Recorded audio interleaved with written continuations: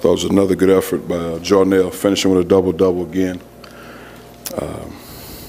Did a good job really shooting those free throws, 8 for 10 from the line, getting offensive rebounds. And I thought he was very active, considering the fact that 2 or 3 guys hovering around him all night. So that was good to see. They did a good job of finishing the game. Pope made the plays to win the game, made big shots, drove to the basket, made a play. That's what good players do. You make it tough on yourself when you get 11 turnovers in the first half. You got to take care of the basketball. So I think we shot about 46% in the first half, but you can't turn it over like that. It's tough to bounce back.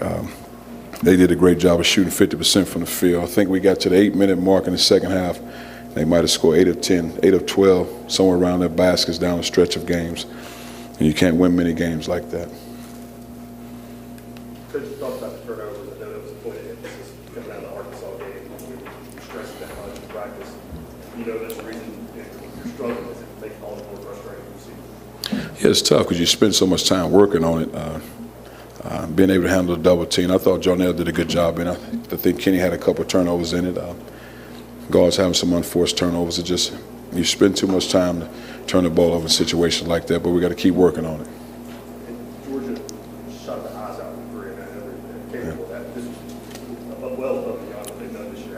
They shot the ball well, playing with a lot of confidence, winning 3 straight, 4 of the last 5, so they came with a lot of confidence. But what happens when you allow a team to get their heads up and get in the rhythm, that's the result of it. What did you tell your team in the locker room?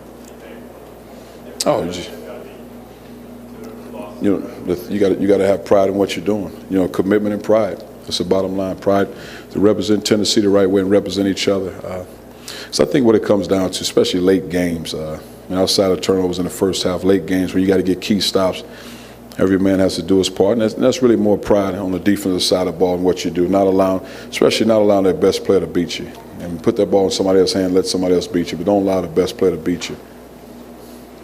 Try to go into that last 5 minutes.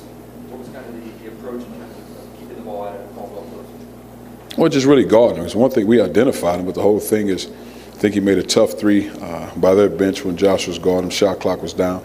You got to get up and force him to put the ball on the floor, allow your bigs to help you. Then he made a tough 3 on the other side of the floor.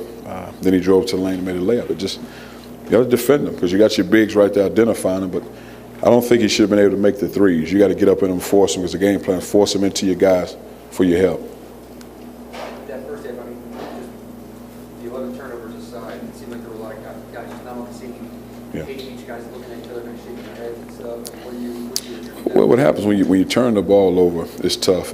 There were a couple of breakdown assignments that we worked on in scouting report. The guys didn't carry out assignments on a play that they run a lot. Yeah. It's also in the first half with Stokes didn't get nearly as many touches. He get his hands on the ball in the first half. Well, I think it was really tough because of the double team.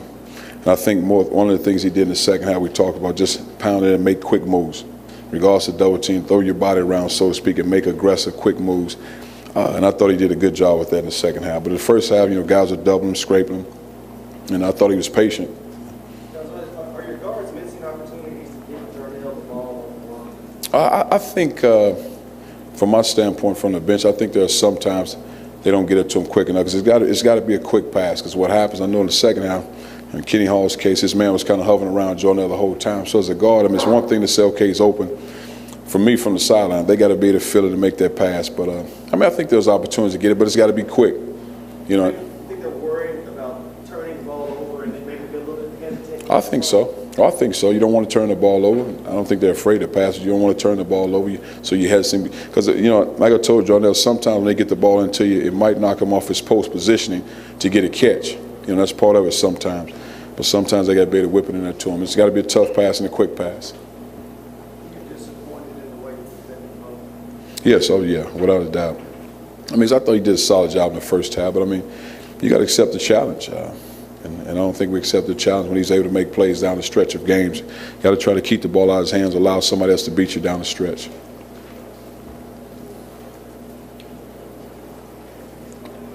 The way that Georgia just kind of seemed to have an answer every time, like the game never really got away from y'all, but every time one of those frustrating nights where you're within 2, you're within 3, within 1, you can't make the play to get the lead. Is that just maybe a situation where Georgia's team is playing pretty well right now? I think they're playing good basketball, and I think it's a case because, you know, you go over their set play, so you know what the sets are. Now it's getting the stops. You know, we didn't get backdoored all game, then Josh get backdoor on the sideline. So those things can happen late games. Late games, we got to buckle down and get the key stops necessary to win the game. You guys typically have a pretty good three-point defense. You know, giving up 11 tonight. Is it just them falling, or were those looks just too open?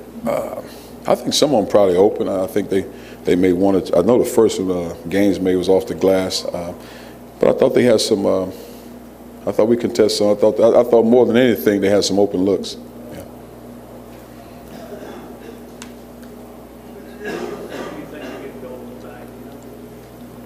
I'm not sure. I mean, we'll talk to the training staff to see where he is because he hadn't practiced yet, so we'll see.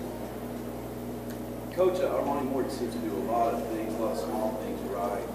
And maybe sometimes on offensive end, it's kind of a bull in China shop. Yeah. Where is he on his progress compared to where you think he'll end up? Oh, he's doing a good job. I mean, especially on the defensive side of the ball, rebounding the basketball, but offensively, just one of those deals, slowing down somewhat, really improving his perimeter shot, his 1 or 2 dribble pull-up game. But he